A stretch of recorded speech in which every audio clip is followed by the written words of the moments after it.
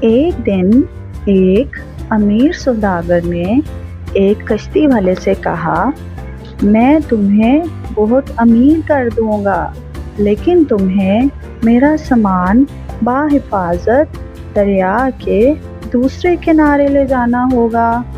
کشتی والا رضامند ہو گیا۔ سوداگر کے پاس ایک شیر، ایک بکری اور گھاس تھی۔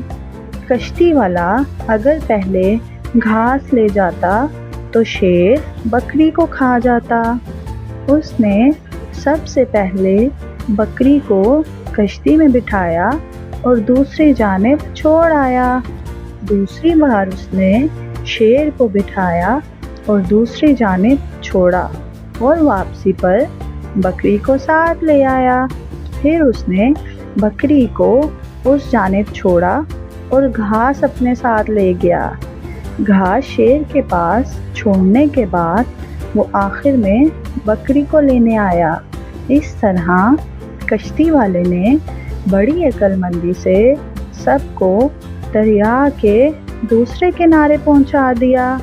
سوداگر یہ دیکھ کر بہت خوش ہوا اور کشتی والے کو بہت سارا انعام دیا۔ تو پیارے بچوں، عقل مندی ہمیشہ رنگ لاتی ہے۔